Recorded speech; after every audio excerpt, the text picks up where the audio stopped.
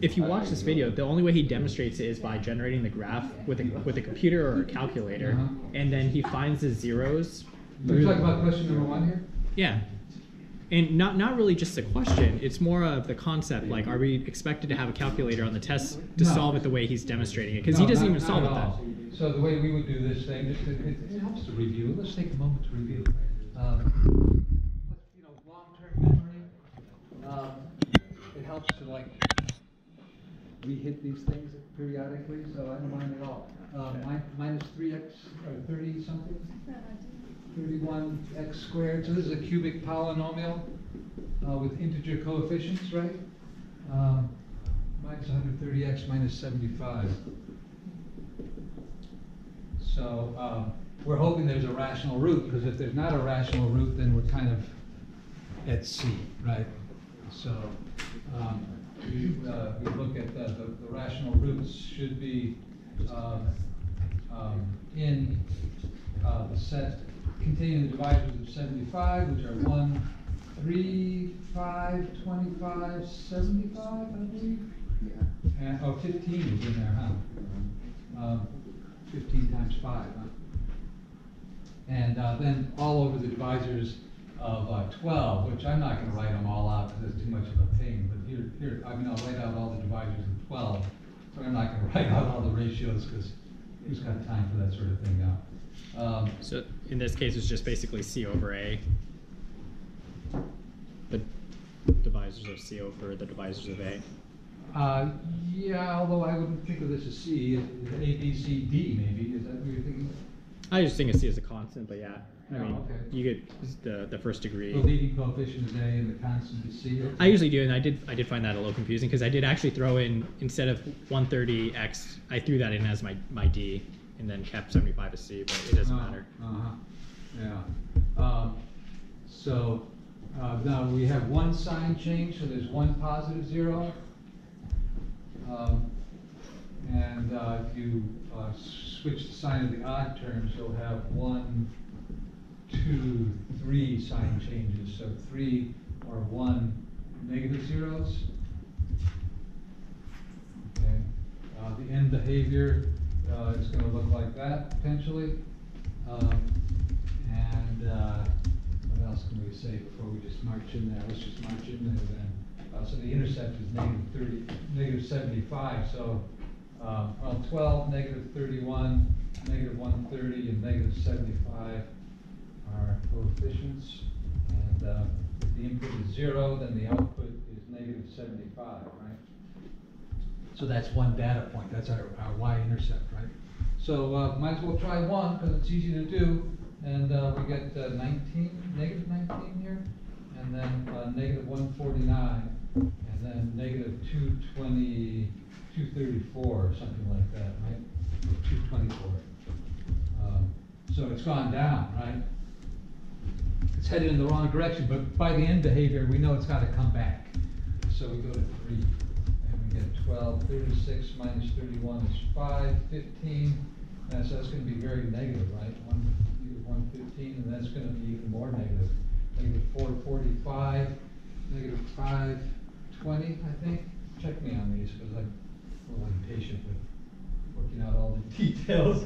So the next integer value would be 5, and we're going to have 60 minus 31 is 29. 145 minus that is going to be 50. Oh, look at that, it's a 0. Sweet. So we found a 0, and that means that we factored this thing as, 5 is a 0 factor. And the other factor will be 12x squared plus 29x plus 50. Yeah, so I don't watch the videos, so I can't vouch for them. I wouldn't use a calculator on one like this because it's not needed. Okay.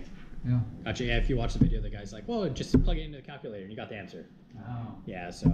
I would delete that video if I knew that. So, so for the final, quick question, we're not going to have any sort of digitals on us for the final, is that correct? So I just want to make sure that. Well, we use a scientific calculator for the logarithm and exponential calculations.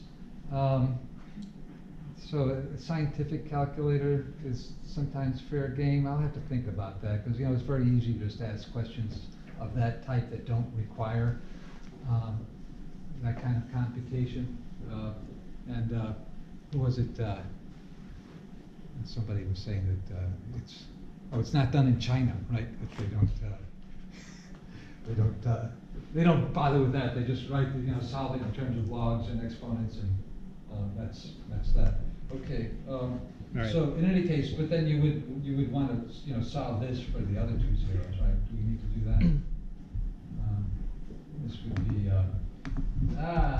we do it by completing the square or by the quadratic formula? Well, I always like to complete the square. So 29/12 x, half of that is 29/24.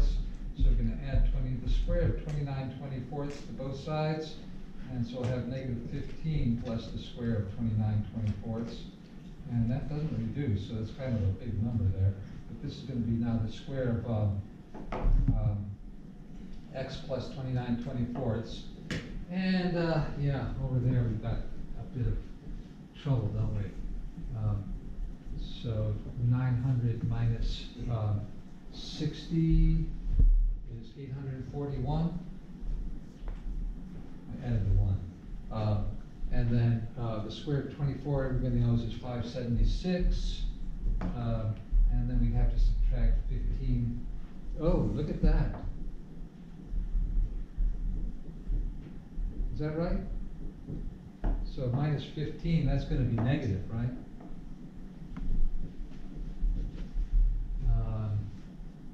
Which means that it doesn't have real zeros, right? So, oh, did I say 3 or 1 negative zeros? I was wrong, right? That should have been okay. So if this one is negative and this one is negative and this one is positive, then there are 2 sign changes, right? So you should have caught me on that. 2 or 0 negative zeros. The second one where he says negative is raised to the power 2, is that still true? When you're looking for the inverse? Because you're going to plug in minus x, and then 31x will actually be a positive in the end run. Well, the square of a negative is the same.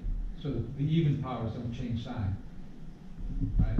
So if I plug in a negative x, so I should, in fact, make this more proper. So f of negative x would be negative x, 12x cubed. Still negative 31, because the square of negative x is the same as the square of x. So that doesn't change. Then this one does change, right? And so you have 1, 2 sign changes in f of negative x, telling you that there are either 2 or 0 negative zeros, and it turns out none, right? So you know, you could, you know, plot these points here in your table, and you might get an idea of how it's shaped. It's, you know, it's going down. You know, you might want to look at negative 1 just to be sure. Negative 43, so 43 there is 87, and then negative 87, 100, negative 162.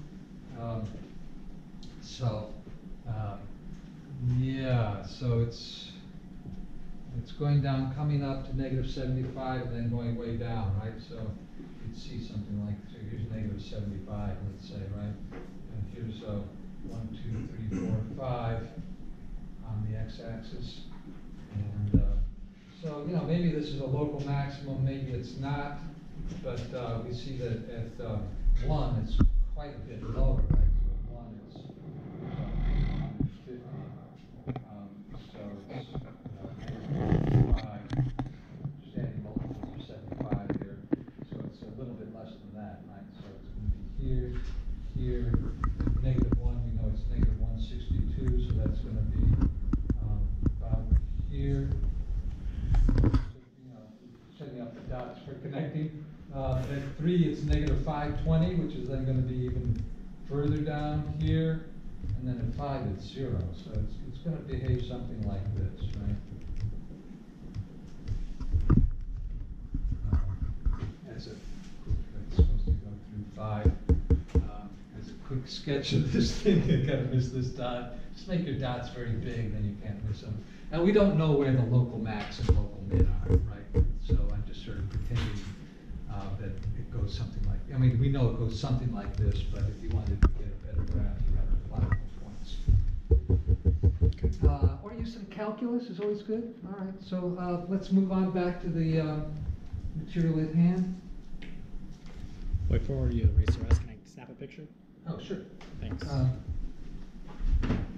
So, the material at hand is here. So task 23, we're on to Al-Biruni here. The trigonometry with shadows. Professor, I have a question. Yeah. So when it's, okay, like when it's like minutes and seconds but no degrees, do we still, like convert it to decimals, do we still just divide by 60? Like it would be 60 squared for the minutes place? Like you get what I'm saying? Yeah, so let me go back to the, yeah, I get your question. Let's go back to the Excel sheet and, yeah, look at this calculation. Can we see that? Yeah, so like that's what I'm saying. So the minutes would be divided by 60, but not 60 squared, right? Right. Well, why is that if we divide the degrees by 60? Is it because there's no degrees? There are no degrees. So we just shifted over 60? Right, in fact, these are not degrees at all. Mhm. These are a measure of length